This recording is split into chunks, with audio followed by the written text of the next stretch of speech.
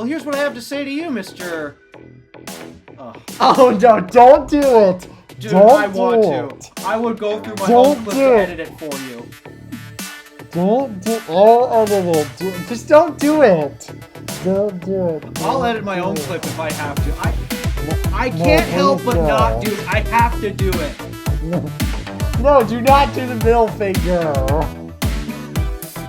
Here, I'll go through my clip and edit this out for you. Make it easy for you. No, please don't.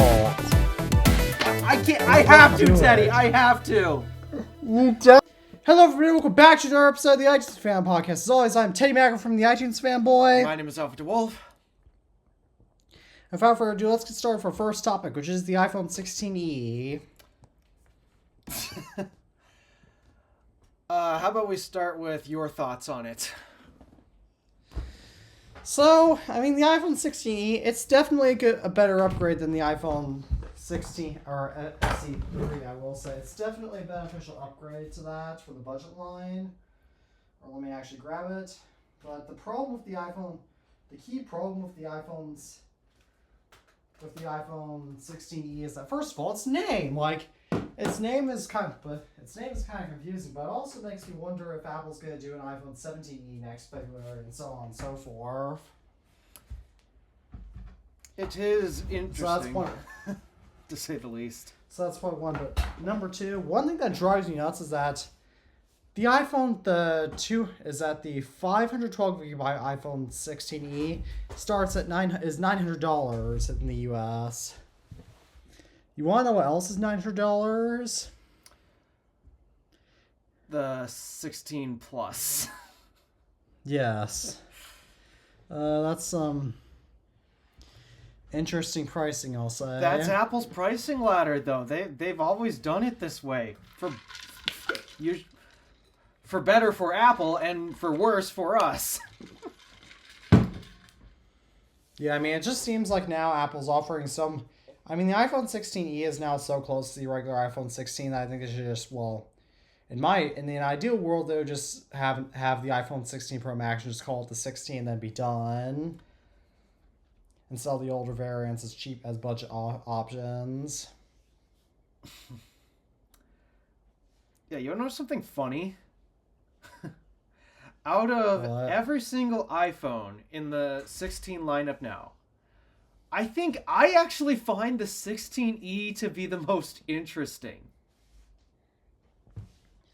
I actually still prefer the 16 Pro, and the regular 16. But hey, that's tech enthusiast in me talking. Obviously, I'm still going to end up buying a Pro iPhone come September, and judging by the looks from what I'm seeing in the 17 rumors, thanks to Jern, something tells me a 16 Pro might be going in my pocket if what Jern is showing us is to be true. I'll probably still get a 17 Pro just because I want the latest iPhone, but at the same time, that's just quite a... But at the same time, yeah, I do agree. The 17 Pro is so ugly. At the same time, the competition is no better. Yeah, that... You're not wrong. You're not wrong at all.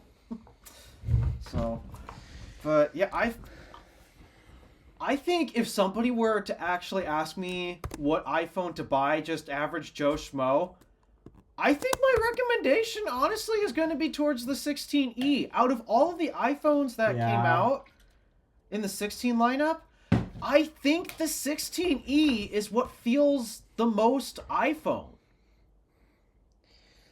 I would say, yeah, the 16e is probably what I'd definitely recommend to average Joes, which is definitely not what you could say about the iPhone SE3. Yeah, it's like, aside from Apple Intelligence, because we know it's BS. In fact, it's actually, now I'm just realizing, in my video I uploaded today about the 16e, I never brought up Apple Intelligence once.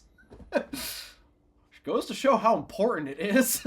Yeah, aside from that, all of the features that Apple brought to it were meaningful and didn't feel like slapped on for the sake of, well, why not? Like what happened with camera control, for example. That's a feature that they totally tacked on.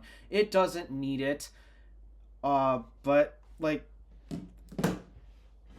I don't know. Out of every single iPhone in the 16 lineup, the 16e feels the most iPhone-like. I mean, I can kind of see where you're coming from. I mean, I would argue that it's not I mean, I don't know, honestly, because to me, the main reason why iPhones don't feel like iPhones is definitely... To me, it's more the software, but that's just... But again, I'm the same guy who refuses to update his iPhone, so... Yeah. And who loves downgrading iPhones. Yeah, I thought I was going to be disappointed, like a lot of the internet is right now. It's because everyone's upset about the price increase. Let's bring that elephant in the room up right now. The price increase. It starts at $600. I mean, that is more than rumors we're saying, but again, don't expect the rumors to be true. But also, it's just $600. I mean, that's a little... I mean, for the base variant, like I would recommend the 128 gigabyte and 256 gigabyte variants to most people, definitely. But 512 gigabytes, I would start asking questions. Yeah, that'd be fair. That'd be a fair assessment in my opinion. But I mean, also the people who are typically buying the cheaper phones, I don't think storage is the highest priority for them. No, it's not. I mean, I think storage is more of a higher priority for some average Joes, but again, it's not. But if storage is a higher priority, then you're probably buying a 16 Pro anyway. Well, take my mom and my sister, for example. They are not smartphone enthusiasts at all, and they have gotten away with the base storage option phones no issue. And they don't even have micro SD card slots. I mean, it truly depends on who you are, because I guess I should mention that my dad ordered my dad is getting a black 1 terabyte iPhone 16 Pro Max to upgrade from his 13 Pro.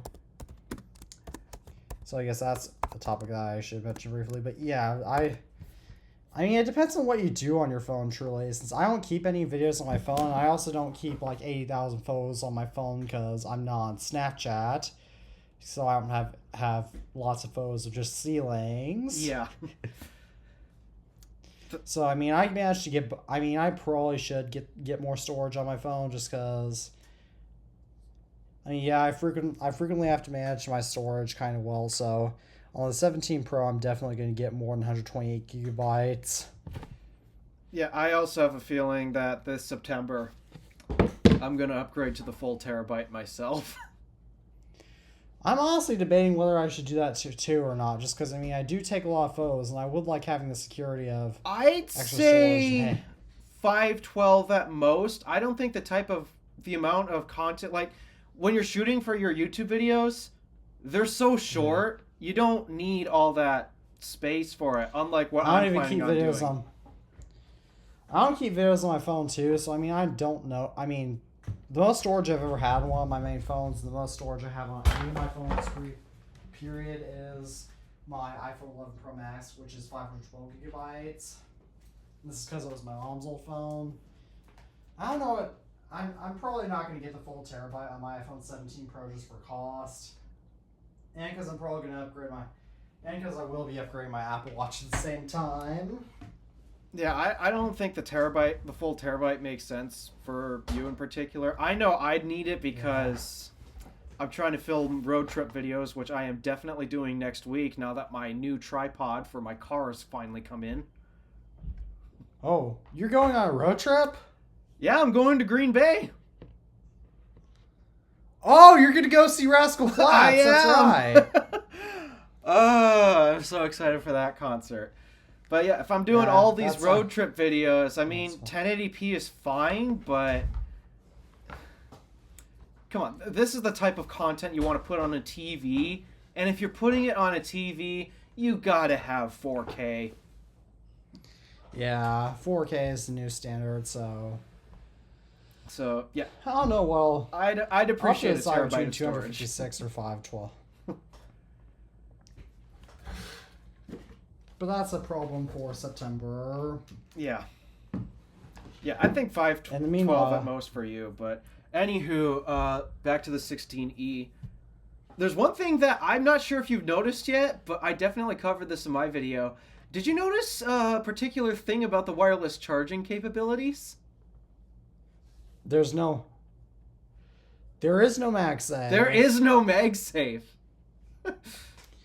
Now, on one hand, this is the iPhone SE3 also doesn't have MagSafe, so I mean, I guess it makes sense. But on the other hand, there's a lot of accessories out there that average Joes use, mind you, like wallets, that require MagSafe. And I mean, I know you can buy external magnets, so it's not a big deal. But I mean, average Joes are probably not gonna know how to do that.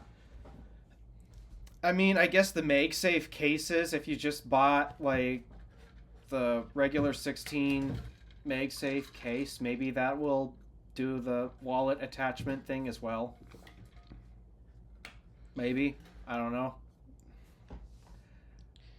I mean, it probably would, but again, regular 16 cases probably aren't gonna fit an SE. Well, it's the same body as an iPhone 16e properly.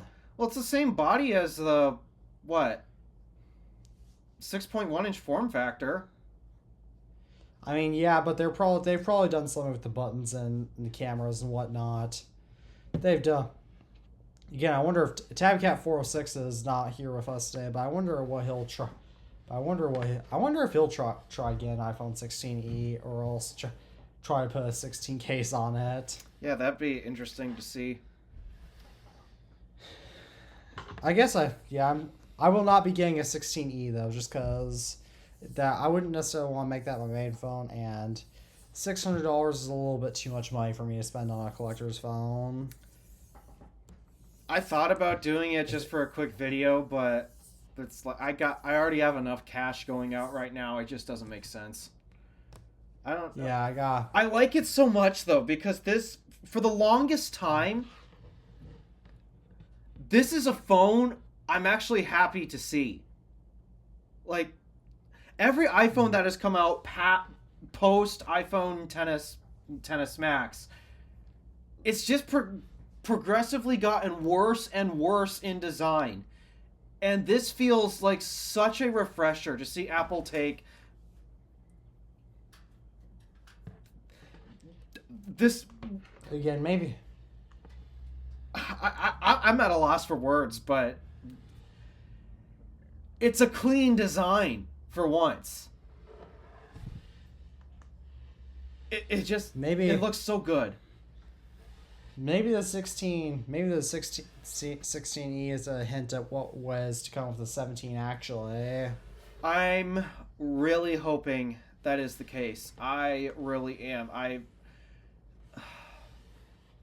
mean, sure, it'd be nice to remove the table wobble, but Apple knows. I don't care about the table wobble. But Apple knows most people are going to case it anyway, so that's going to remove the wobble in the first place. I don't want to see what John Prosser showcased. Again, maybe they give fake.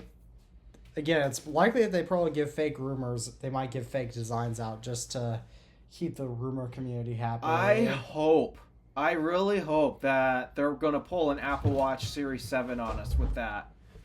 Because if that really is the final design, there's no way a 17 series is going to make its way to my pocket. There's just no way. Yeah, and furthermore, like I hate these rumors of the aluminum back since the aluminum back on the 17 Pro is just gonna be, and I hate the rumors of the aluminum sizes. I'm like, no, I want titanium, not aluminum. So, but you know, I'll eventually get titanium once I buy an iPhone 15 Pro and 16 Pro. At some point. And a 15 Pro Max and a 16 Pro Max in probably 5, 6, 7, 8 years, somewhere in there. So yeah, overall, are there any final thoughts on the 16E? Positive vibes, negative vibes? I'm personally feeling positive vibes. I'm feeling neutral vibes. Well, one other thing I want to comment on is that Why are there no other colors than black and white? My only guess is the biggest curveball that is really confusing me on pricing is the cost of Apple's brand new C1 modem. Which I find it interesting that they put it in that phone first and not their flagships yet, but to me that's a wild card. That makes it hard for me to know what the iPhone would truly cost. And while yes, Apple does charge big markups compared to the bill of materials, but that's because A, they have a lot of staff they need to pay. Two, they don't charge us for the software, so yeah, there's many other factors outside of bill of materials that decide the price of a product. Like, you got employees you need to pay, you got the cost of manufacturing, you've got marketing. We know Apple's got an amazing marketing team.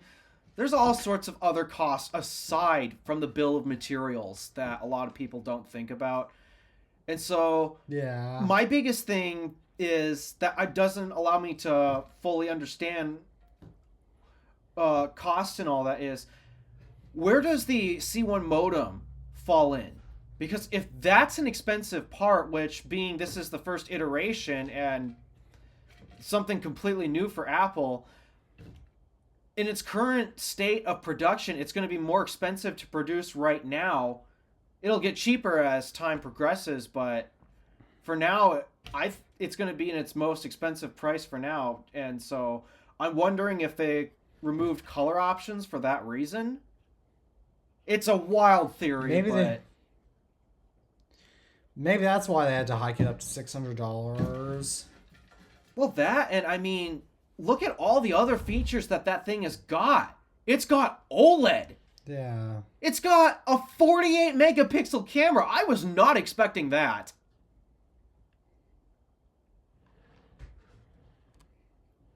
It's got a brand new modem. It's got... Well, Face ID is actually a cheap component. Apple said it was the cheapest component in the iPhone X when it came out. But it got a lot of meaningful upgrades. So much to the point where I didn't think, there's no way it would stay the same price. It has to have a price increase, which I was right.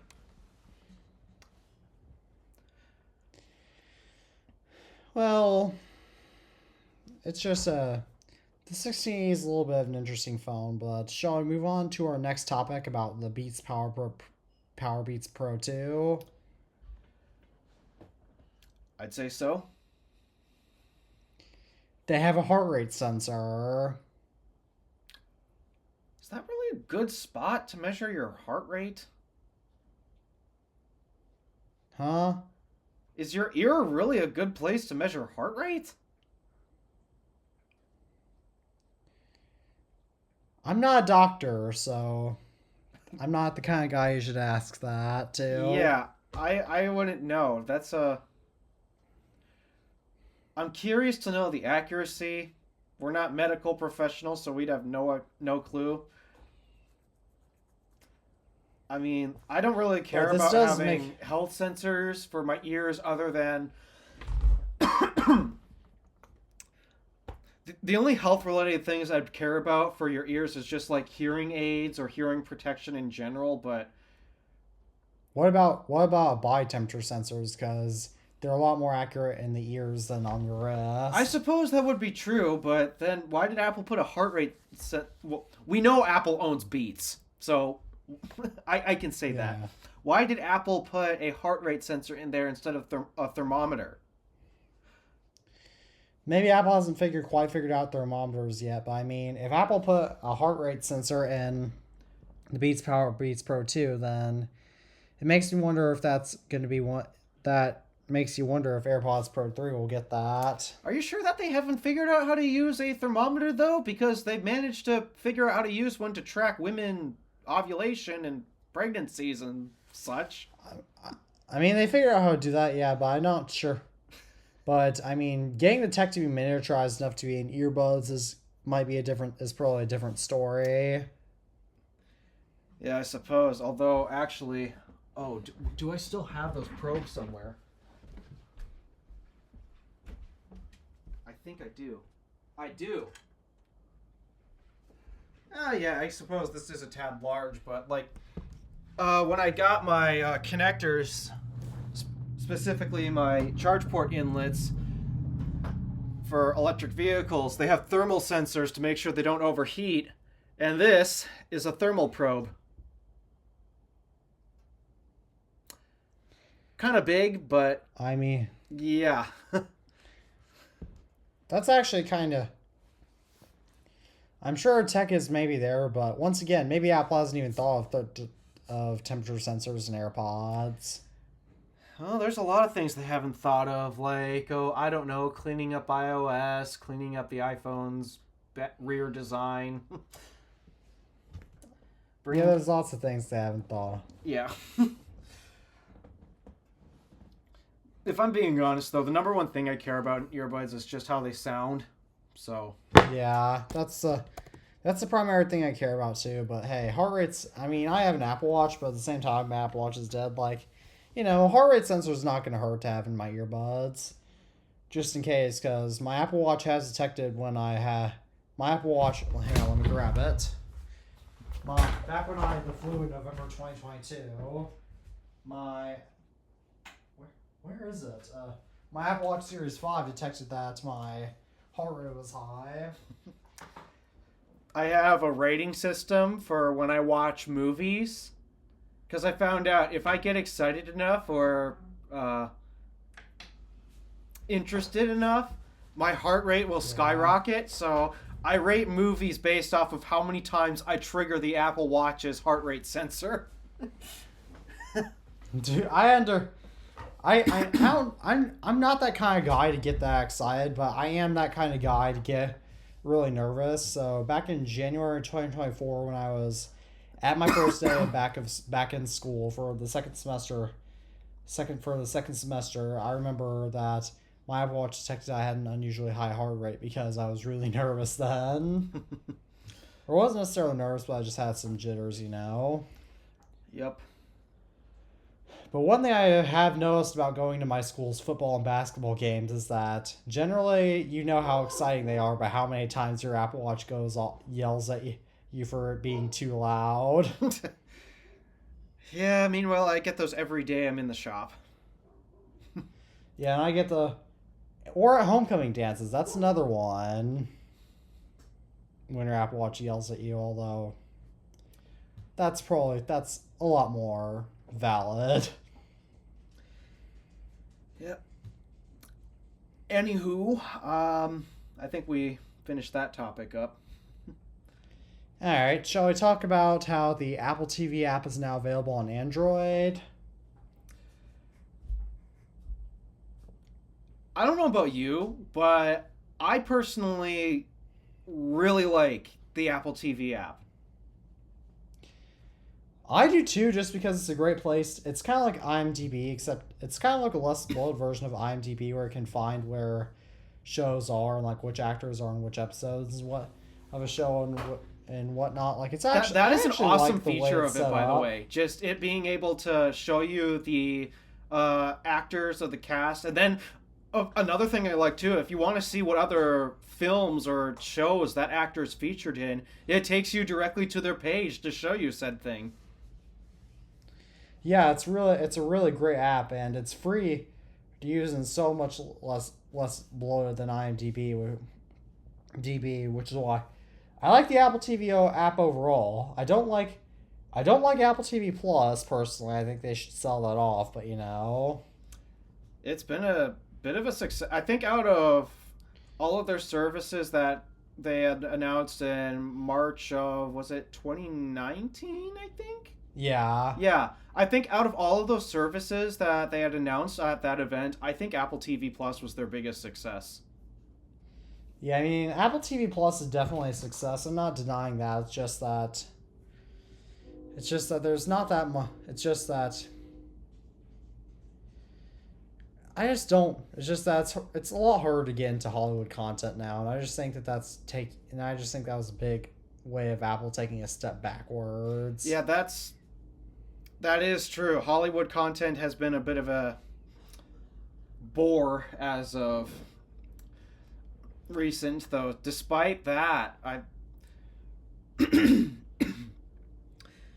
everyone I know that has TV Plus has kept saying you all need to watch Severance, even though apparently it's out on DVD now at Walmart.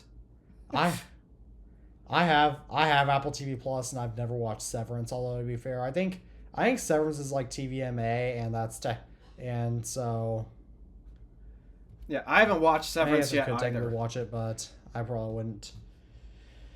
Although I mean, to me, I think the only reason why Apple TV Plus got released is because Tim Cook probably does watch a lot more movies and TV, and I know this is a bit ageist to say, but older people generally watch more movies and older people generally watch more TV. Well, the weird thing is, at the time it was announced, that's when like Disney Plus was announced, and we got more major streaming services coming out around that time as well. So, I mean, the timing of announcement was pretty right. Everyone else was doing it, so if Apple has a music streaming service, why don't they have a TV streaming service? So I guess that part made sense. And I thought it wasn't going to do as well at first because all of their content, especially at the time, was doing nothing but chasing awards that, honestly, a lot of the awards that movies win today, I don't think are actually relevant.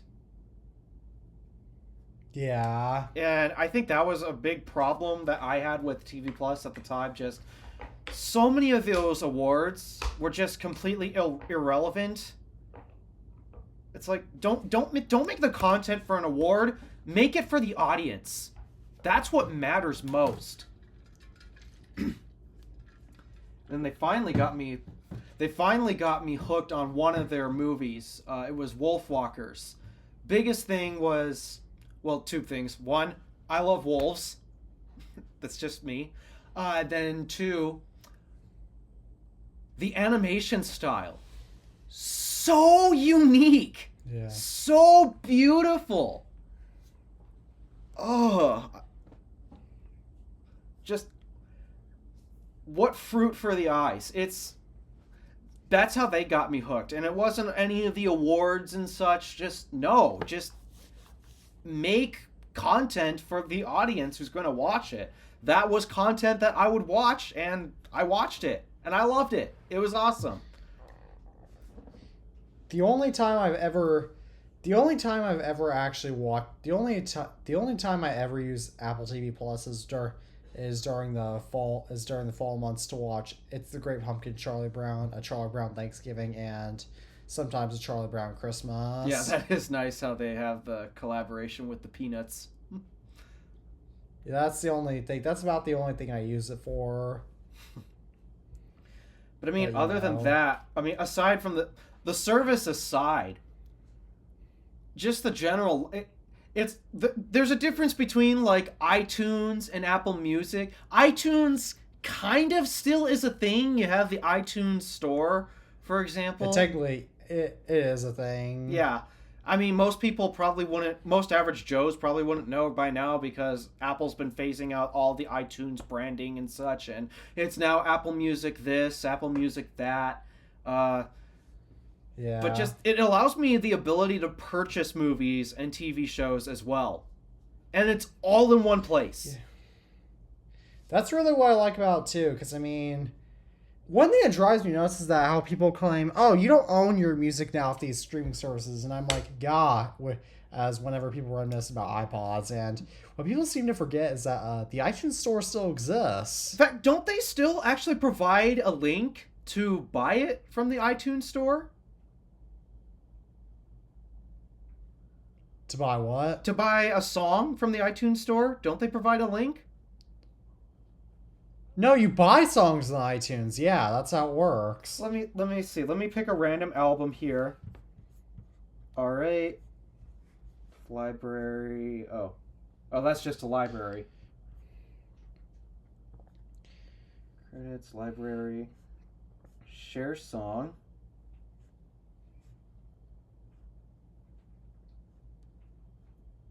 Yeah, they must have removed that. I thought they had a feature that allowed you to go to the iTunes store to purchase it, but If you want 69 cent hits, they're selling a lot. There's apparently a lot of old country songs that are being sold for 69 cents on iTunes right now. yeah. But yeah, just like you could. Yeah, by the way, guys, you can still buy music. Like Amazon still sells music in the form of a digital download. iTunes still isn't gone. In fact, when you open up your iPhone for the first time, if I recall, the iTunes Store is still an app pre-installed on every iPhone.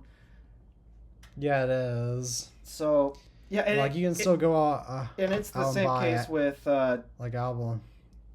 yeah, and it's the same case with Apple TV too. You can still buy movies in digital form and TV shows as well. In fact, that's often how I acquire my media. I mean, Apple Music is nice to hear the odd song on the slight occasion, but if I know I'm going to listen to it a lot, or if it's an artist that I support, then no, I just purchase the album outright. Oh yeah, like you can buy. Yeah, like if I want to buy, I just saw this Van Morrison's Brown Eyed Girl. I could do that. Don't know if you know that song or not. I don't. It is from 1967, so that's probably That would why. probably explain it. Though, yeah, I didn't know for example, until I I'm was going to a looking at Rascal it. Flatts concert. Guess how many albums that I have? All of them. Yeah, pretty much all of them. Yeah, that's about. I mean, my mom actually still buys music on iTunes, although she doesn't do it quite as often now. But yeah, she does it. So yeah, it's having the streaming service is nice, especially if someone says, "Oh, here's this new trendy song and such." Well, it gives you the opportunity to listen to it. I use Apple Yeah. Music a lot for searching because it has Shazam integration, so I can use yeah. Shazam to help me find some songs that I hear that are copyright free, get the names of them, and then I can purchase them or do what I need to actually acquire them. So yeah, there's plenty of reasons to still use music streaming, but that doesn't mean the option to purchase and download is gone. In fact, that is still actually the most common method I acquire music. I still prefer to purchase it. I own my own copy. It can't go away if I stop paying a monthly fee. Yeah, that's why. Yeah, that's why I need to start building up my own. One reason why I want to build up my own iTunes library is that way I can use my old iPods, and listen to music on my old iPhones. Yeah. That would be a nice luxury, but I guess, but I'll have to go ahead and I'll have to figure that out at a later time. But Yeah, it's shall interesting we go that they into our brought next it to topic Android now? though. Just to wrap it up, it's just interesting that they brought this to Android though. I mean, the Apple Music is on Android, and Apple TV was already on the web, so That and it I didn't guess surprise, doesn't yeah, Apple TV was on the web, but the app was also integrated into many TVs. So yeah. I guess it only made sense. I guess it was only a matter of time. I wonder if it's available for Windows. Apple Music, I know is. Yep. I know Apple Music is. I have it on my XPS. You know what? I'm going to search it right now. I have my XPS home. While I'm doing that, we can move on to the next topic. I'm on Windows. You can download it from the Microsoft Store.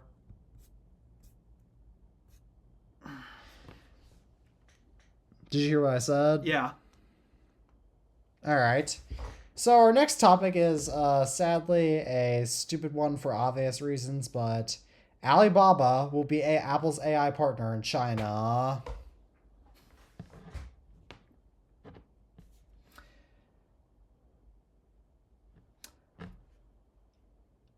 I really don't know what to say because A, it's not for here in the U.S. It's a China thing, and B, it's it's AI. Who cares? Why Shall we care? move on to our next topic? Yeah, I'd say so. Because, I mean, I basically think this... Alright, so... in good news, T-Mobile has extended their Starlink connectivity to all U.S. users until July for free. That'll be good for Tabby. Mm-hmm. Not for me, because I don't use T-Mobile. Yeah, neither do I. What the? Actually, I should look up whether I still have satellite coverage for my I iPhone. really hate Windows. So do I. It claims there's What did no Windows internet do right this now. Time, though? Oh, brother. This thing does not believe there's internet right now.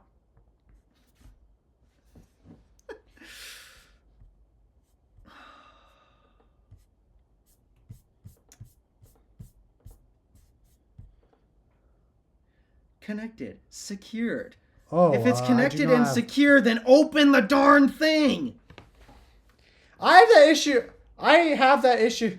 I mentioned that having that issue of Windows all the time, with many different versions of Windows, mind you, in my Windows the worst operating system ever made video. That video is almost 3 year. That video is coming up on 3 years old. I wonder how old my Windows 11 rant is. That's coming up on a few years old. Yeah. And would you look at that?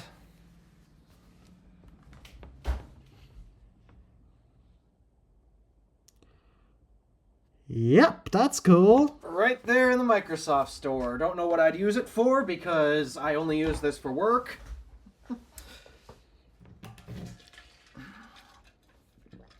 But most people don't even use the Microsoft Store for very much.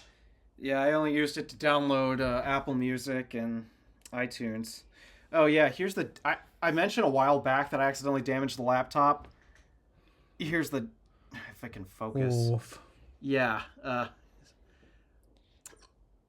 Landed Looks better than my MacBook Pro. Yeah. So... this thing could use a cleaning. Look how dirty this thing's gotten. Oh. Yeah. Alright.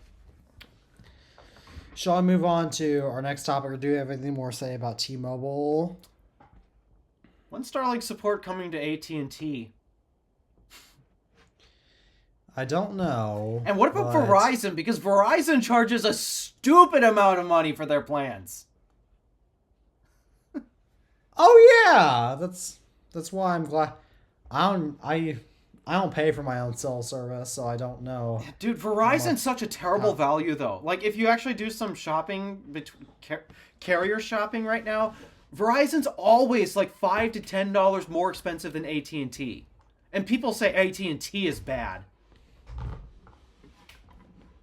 Yeah, Verizon's awful. Oof.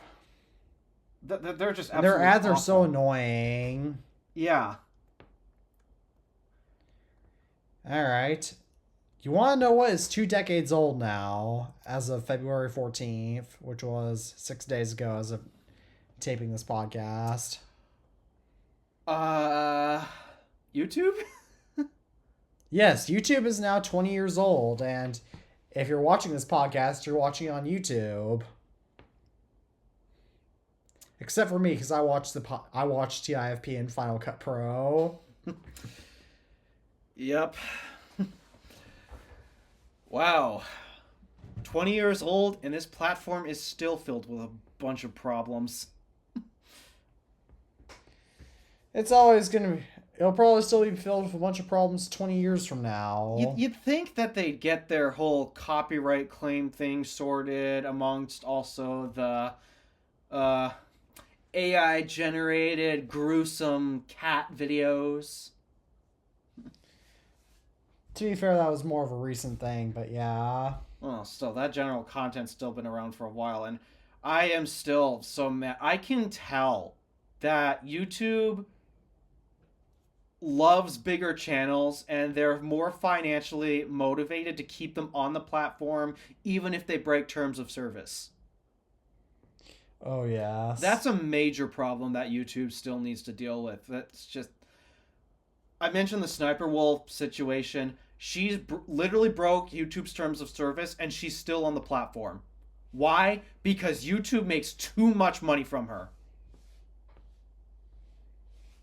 Exactly. It's a problem. YouTube... Massive problem. It truly is. So...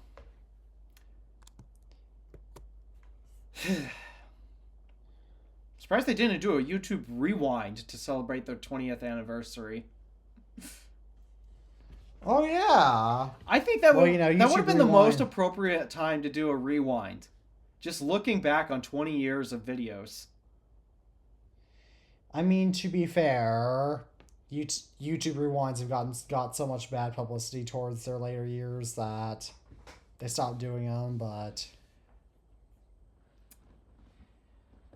Yep. Anywho, next topic. Google I/O is going to be on May 20th through 21st. This year. Good for Google, I guess. Yep. Shall I move on to our next topic? Yeah, I really don't have much to say. All right, so OnePlus is not going to be releasing a foldable phone this year. No, it's kind of like I said. These things aren't as useful as the internet would lead you to believe they think it is. Actually. I totally agree with Alpha, so... But shall we move on to our next topic? Yeah, I was surprised that you didn't put the Oppo Find N or whatever in this list, because I guess it's the Marquez put out a video about the Oppo Find N, and it's another foldable phone, but what sets this apart compared to every other foldable phone? The thickness. Or shall I say the thinness. Oh yeah, I've heard about how thin it is, which is really cool. Yeah, it's basically eliminating my personal biggest problem with foldable phones. Everyone says, oh, they want a foldable phone because it gives you a more compact form factor and such. How? It's the same volume, especially the flip phones. It's the same volume as your standard candy bar phone. It's just now, instead of having a lot of X and Y dimension, you're now just moving that extra X and Y dimension to the Z dimension. What's the difference? How does that make it more compact? It's not any more compact to me, especially because, in my opinion, I think the number one problem that phones have when it comes to being compact and fitting in pockets is pockets are so thin and narrow, especially for you ladies. My goodness, you ladies have terrible pockets. I wouldn't know because I'm not one. Yeah, but even then, jeans pockets are tight. There's a reason why I wear gym pants almost everywhere except at the shop. It's because the pockets in jeans are unusable. I personally do wear jeans most of the time just because I think jeans look more socially acceptable than gym pants, but hey, that's just me. However, if I put my phone in my jeans, like, it takes up basically my entirety of one of my jean pockets. But do you want to know the hardest thing to pull out of my pockets in my jeans? I'll give you a hint. It's not my iPhone. Is it your AirPods? Good guess. It's the AirPods, because the case is thick. And thick cases in tight pockets don't go together. So how does folding your phone in half increasing the thickness solve the problem? Yeah, I have a smaller pocket in my jeans dedicated for small things like AirPods. So I mean, my AirPods fit there, but I have a feeling they would come out easily. yeah, that This is just my AirPods case, but yeah. These are a pain to pull out of my jeans pockets. My phone is easier to pull out than these because my phone is thinner. So, yeah, I've always been confused. Why do people say it's more pocketable? It's not. It's actually worse than this. Yeah. Why doesn't Apple I really hope AirPods Pro 3 are thinner. If That's they an do actual that, thing I care about. if they do that though, then they will 100% be compromising on sound quality. I'm not an audiophile, so Well, when it comes to AirPods Pro, compromising on sound quality is a no-no. that's a valid point. Yeah. All right. So, do you have anything more to say about the Oppo Find N, or shall I move on to Framework? yeah, time to move on. All right. So Framework announced a product launch event for February 25th, and they hinted at a possible product redesign. Interesting. Like, out of all the interesting. PC laptop makers right now, Framework is pretty much my top one that I've been following. Especially after what happened with Dell. Dell did something extremely stupid. But Framework, to me, is the most interesting one. Yeah, Framework's very interesting, but did Dell do anything stupider besides the Dell Pro, and Dell Pro Max? That's the thing. That's the stupid thing that they did. Oh, yeah, that. Yeah. So original. Mm-hmm. But I've been very interested in following Framework, so I'm curious to see what they have what they're going to announce. I just hope everything's backwards compatible, because that's been their number one shtick. It's making laptops that are upgradable, easily user surfaceable should something fail on it. That's just their number one shtick. Hopefully it will. One thing, do you think that your next Windows laptop, when your XPS decides that it's time to kick the bucket or enter retirement, do you think you'll replace your XPS with a Framework? It might. Not gonna lie, it might. I understand. I really like Framework laptops too. It's just that they run Windows or Chrome OS, and I prefer Mac OS. But yeah, here's the other thing. By the time the XPS dies, I'm hoping to be on YouTube full time. I mean, that's true, but again, your XPS is already 3 years old, and so, but don't you still want to do CAD stuff anyway? If I do, can a laptop do it? Yes, it's just... You want a desktop. Well, the type of laptop you need to get to actually properly run SolidWorks to its fullest potential, my XPS cost me $2,000. The type of laptop necessary is going to cost more like $3,500 to $4,000.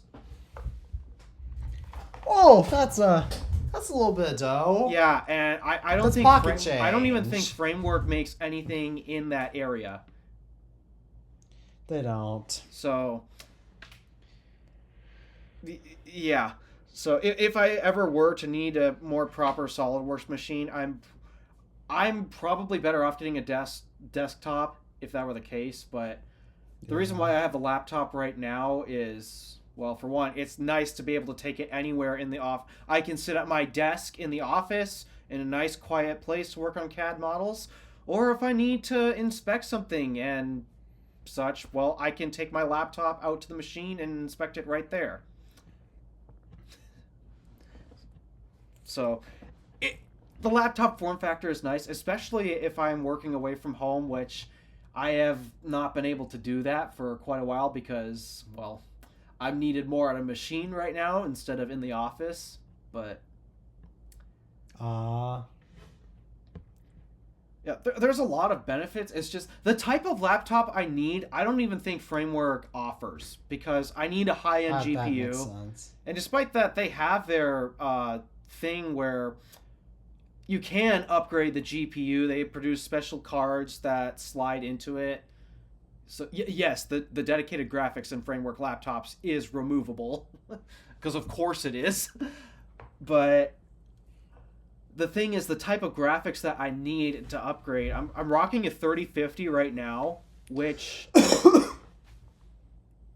it's adequate. It's enough for basic functions in SolidWorks, but if I wanted to track things like thermodynamics or shear points or stress on the tools or whatever when I'm running through cam and such, no, it instantly freezes and instantly crashes. I cannot handle that.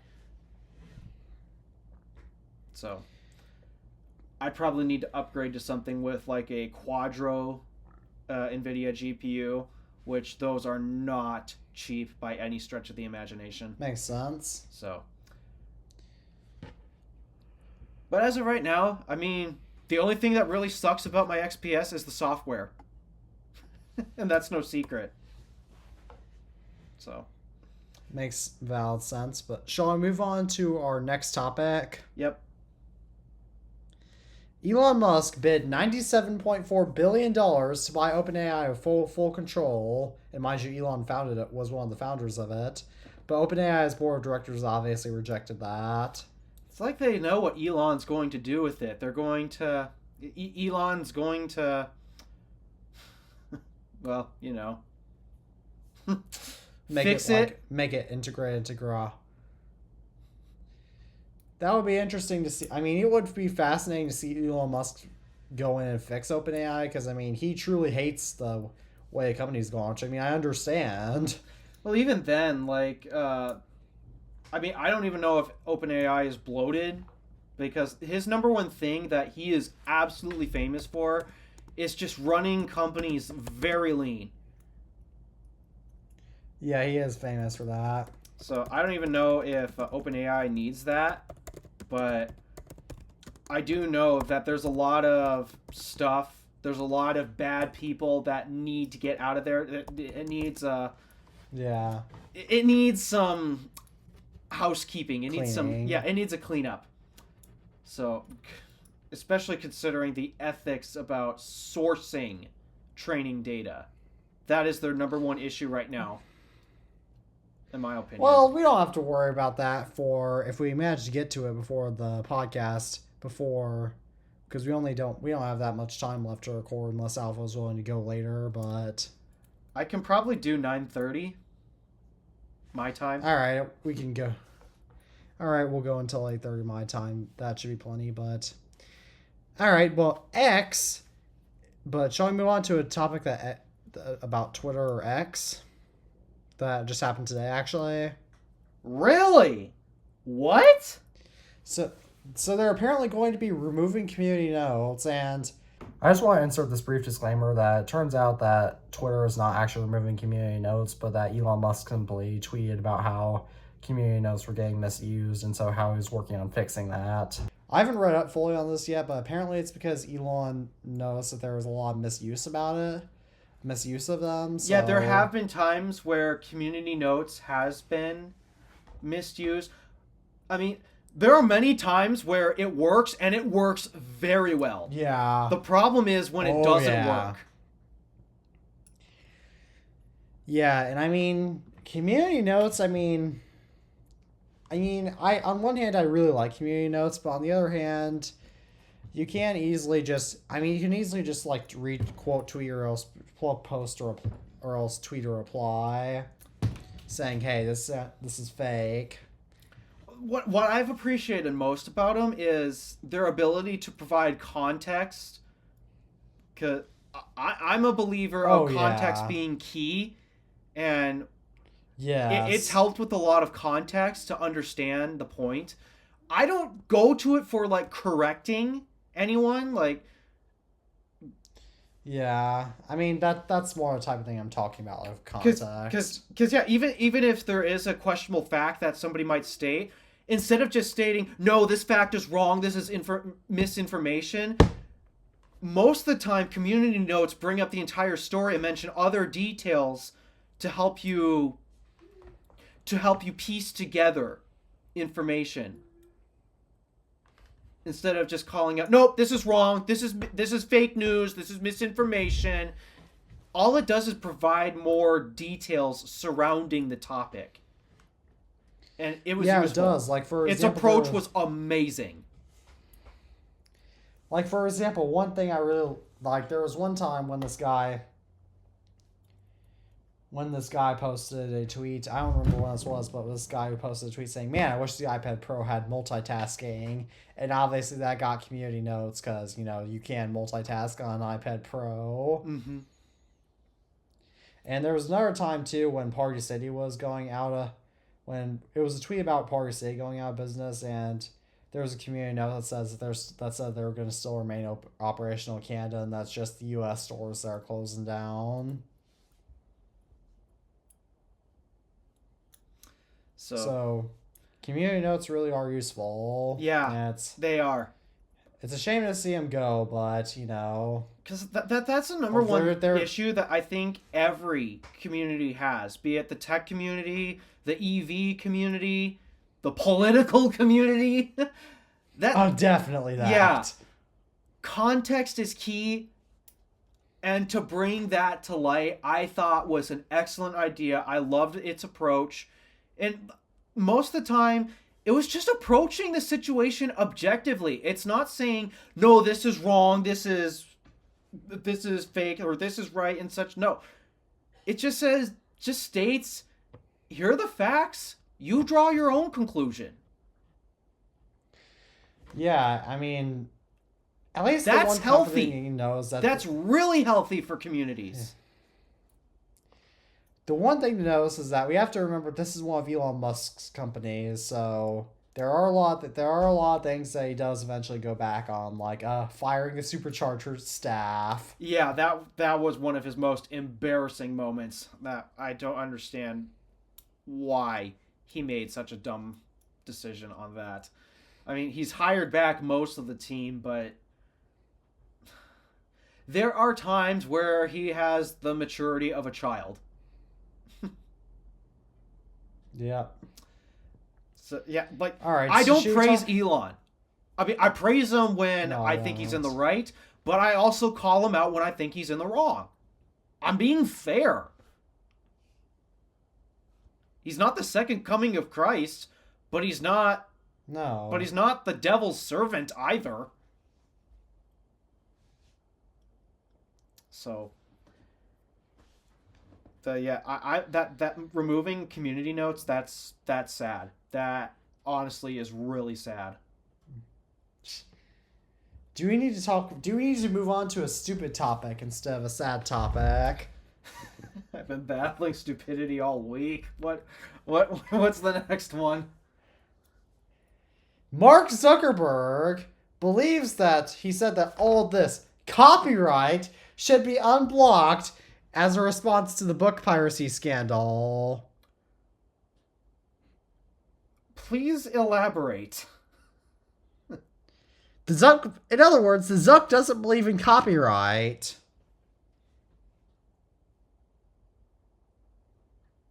Well, here's what I have to say to you, Mr. Oh no, don't do it. Dude, I want to. I would go through my own clip to edit it for you. I'll edit it. Just don't do it. Don't do it. I'll edit my own clip if I have to. I can't help but not do it. I have to do it. No, do not do the middle finger.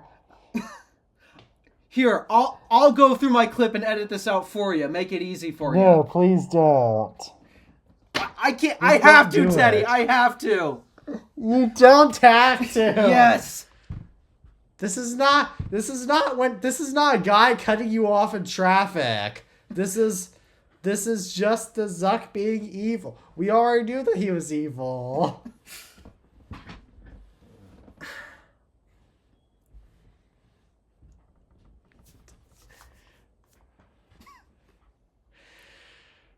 Shall we move on to our next topic?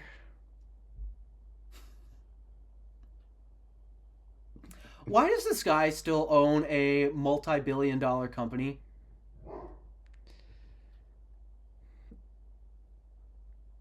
I don't know. Also, he went through this whole effort to rebrand himself. Oh, yes. What a giant poop stain he just put on this rebranded version of himself. Oh, yes. The rebranded version of himself makes him look creepier. He's a terrible man. And yet, you still use Instagram. Tappy still uses Instagram. So many people still use Instagram and Facebook Messenger and all the other just why is he this successful? It angers me that he is. He's a horrible man. How is he not in prison? It's because I don't know. You know, you'd think we have this cool thing called the Fourth Amendment, right to privacy, and this guy has openly disrespected this how many times? So many. Oh, hang on. Let me find this Instagram post that I made explicitly just to see. This is one of my favorite posts I made on my Instagram. How I said that the rebrand of the Zuck makes him look creepier. I posted that on my Instagram. I posted that just to see if I would get banned, and no, I did not.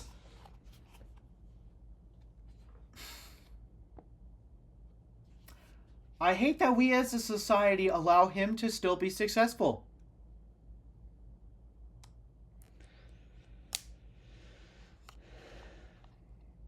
He shouldn't be. I mean, Instagram's...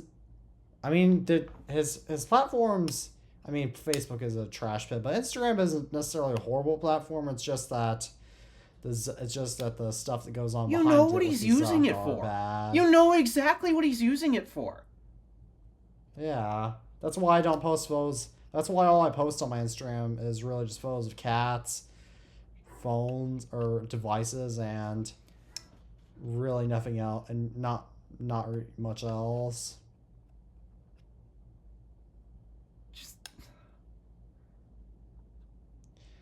All right, shall we move on to another relieving topic?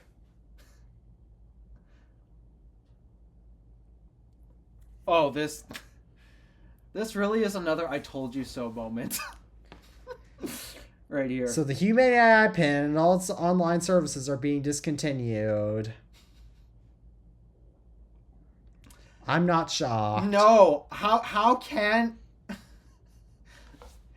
genuinely, if you are shocked, you need a humongous reality check right now.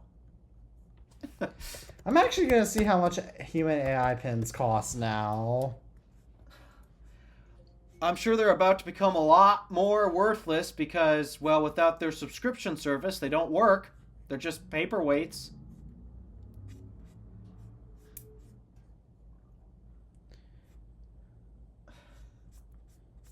I'm literally finding none on eBay. Well, why would you sell it on eBay? It's worthless.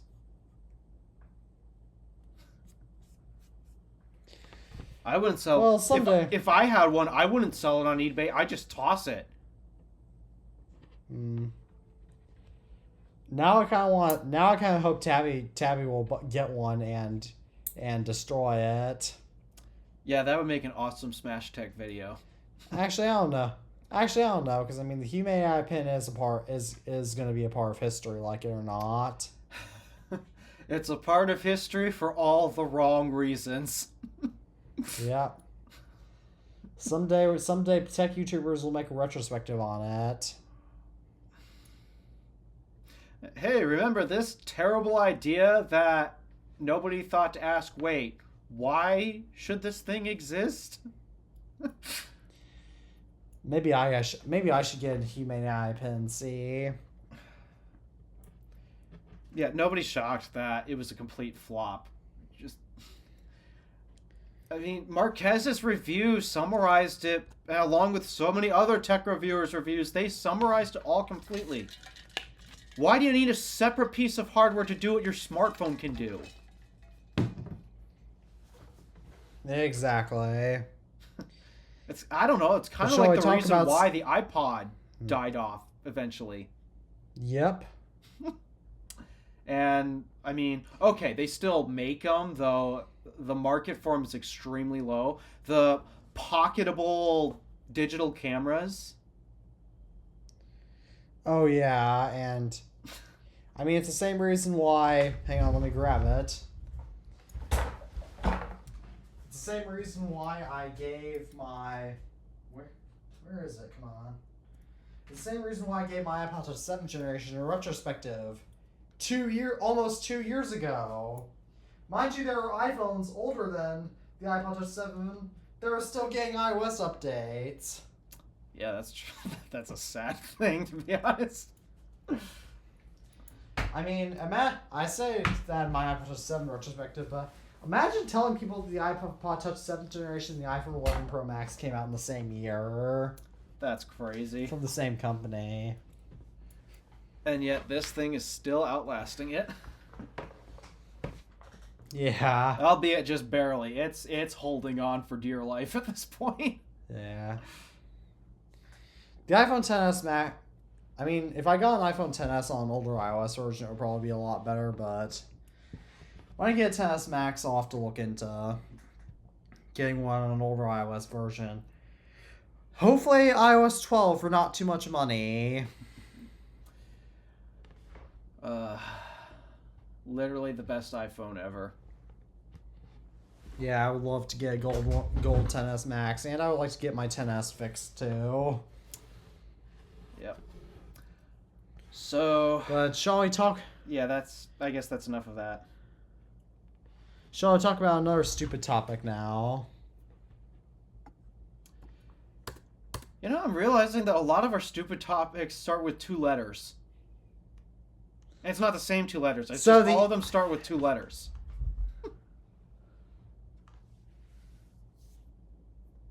So the EU has launched the Invest AI initiative to invest 200 billion euros into AI gigafactories to be built across EU nations.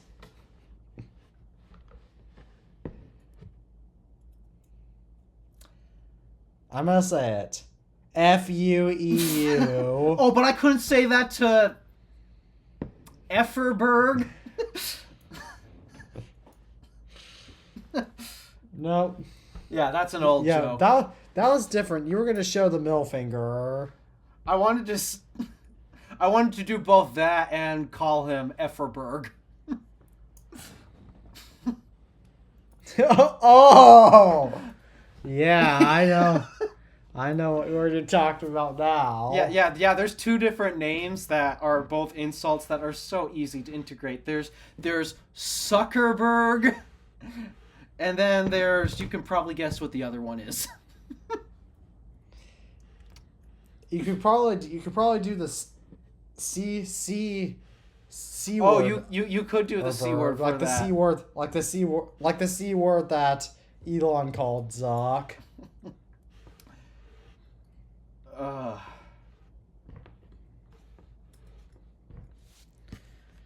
Yeah, that is the one man Yeah. I can unapologetically make fun of. I don't care because he doesn't care. Alright, do you have anything more to say about the EU other than FU, or shall we go ahead and move on to this next topic? I don't know what... I just want to say, I don't know what it's going to accomplish. It's just 200 billion euros down the toilet. It's wasting Europeans' tax dollars on... especially being done by representatives that did not elect. I'm actually kind of curious if more nations are going to leave the EU, because we've mentioned Britain had already done that.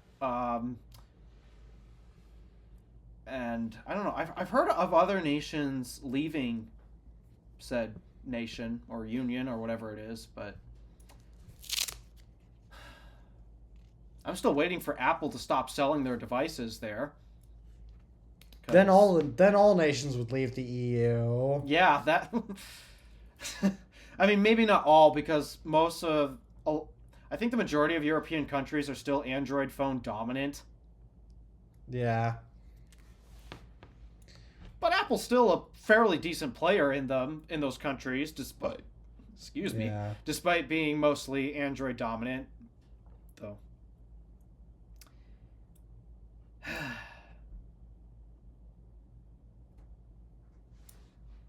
It's frustrating. Shall I talk about this next relieving AI topic?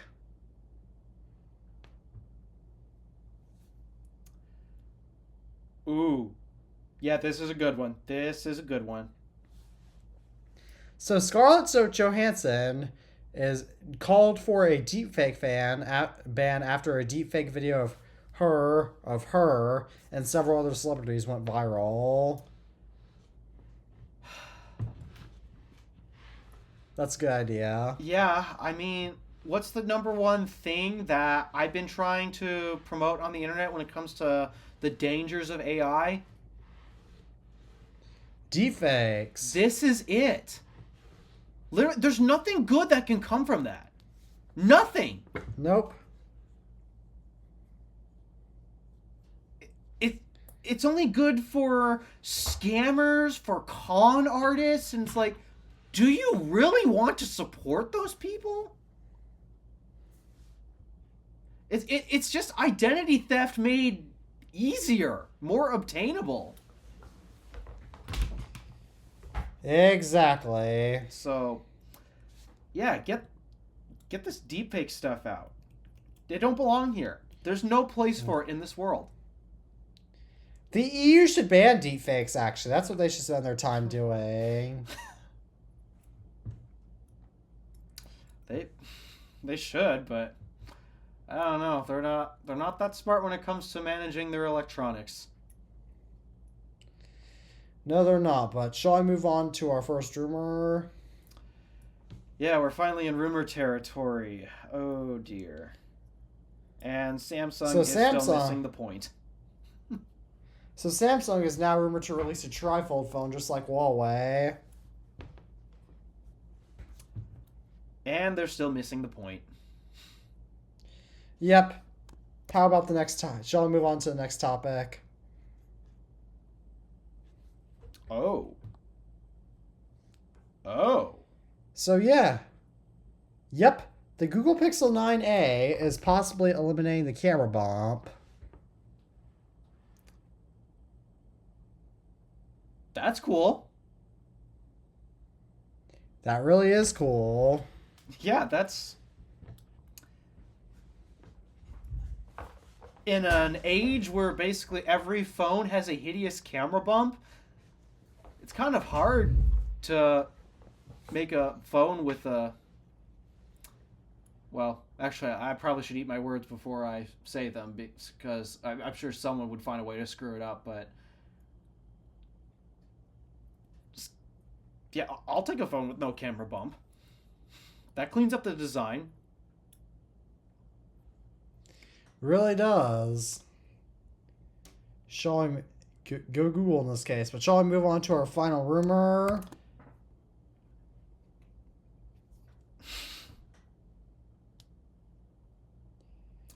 Wow. The Nothing Phone 3a has leaked with a new button.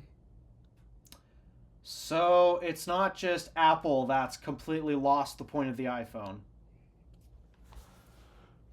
Nothing's probably copying Apple. And furthermore, why is there a Nothing Phone A and then there's a CMF phone? I thought the CMF phone was supposed to be kind of like the Nothing Phone A.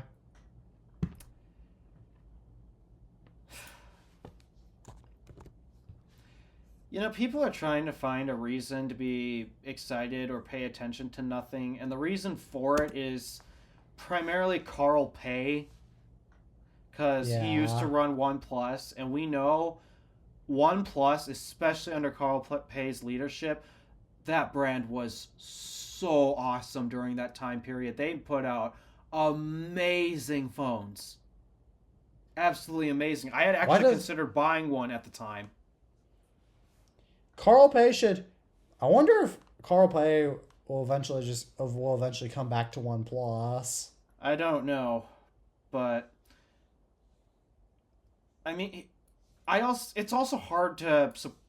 While he did an amazing job at OnePlus, it is hard to support him when he believes the lack of success for his new brand Nothing is purely because of Apple, when both you and I know that's not the case. It's because Nothing rips off Apple. Yeah. You're making an iPhone clone.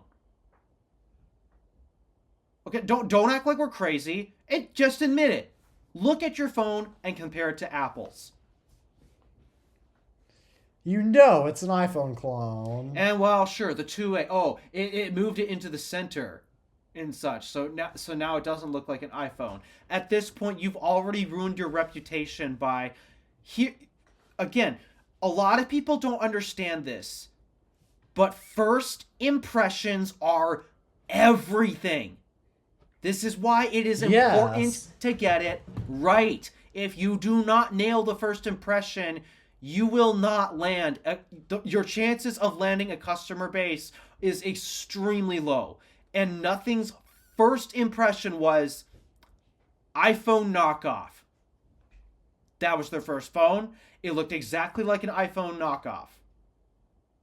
That was their impression. So, am I shocked that the brand is doing poorly? No. And am I sympathetic towards Carl for blaming Apple's success for his failures? No, absolutely not. That's like let me think of a good example.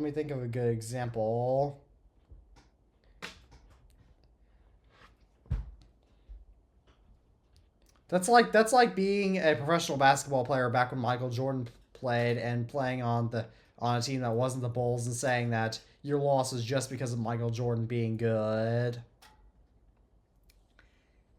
Yeah, I have no sympathy toward that guy now. I used to like him because he made great phones, but now, no, I can't support him. I just can't. Now Carl Pei and Daniel Ek, I'm pretty sure, was involved in the U.S. antitrust case versus Apple. Yeah, just to see that lunacy and that delusion. And the sad thing is, it's not just him. It's so many other people. A lot of it Android enthusiasts.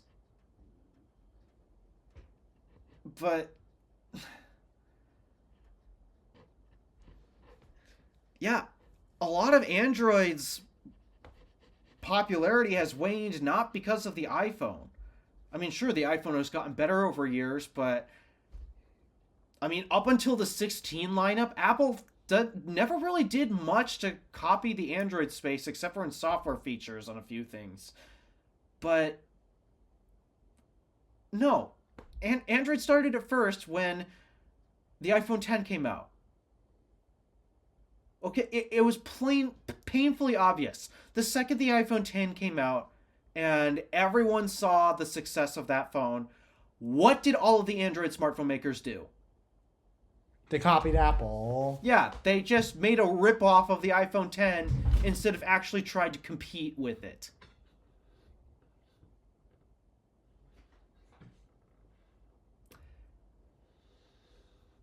And just that lack of enthusiasm and that lack of pride for the brand. If you're not proud of what you're making, then why are you making it?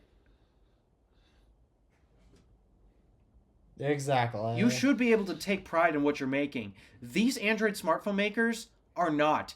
One of Samsung's CEOs, because if I recall, they technically have 3 different CEOs. They alternate every 6 months. One of them pointed out he was not proud of the product Samsung was making. That being the earbuds and the watches. So if you're not Oh, proud of yeah. it, why are you making it? Money. It's just my frustration in the Android space. Or largent, as they say in French. I'm probably butchering it, but Yeah. It's frustrating. So, yeah, it's why I really don't care about nothing. nope. It's just, oh my goodness, here comes the bad puns again. They mean nothing to me. It's true. Nothing means nothing to me. That's probably why they're called nothing. They're nothing special. Yep. Although I do have one more topic, which is that we're out of topics. Yeah, I'm surprised that we actually managed to get through it because this episode is supposed to be shorter. Yeah, because we had to start recording later. But it is now 8:17 p.m. where I am, and we usually stop recording at 8 p.m. Central, so shall we go ahead and just wrap up the episode now? Yeah, I was trying to think if there was any EV news worth mentioning, but nah, I don't really think there is right now, at least. Maybe next week when we have more time. Alright, well, as always, I'm Teddy Magger from the iTunes Fanboy. My name is Alpha DeWolf from the Random Alpha. And as always, we are reminding you not to embrace your artificial intelligence. And as always, peace out and thank you all for tuning in to us. See ya.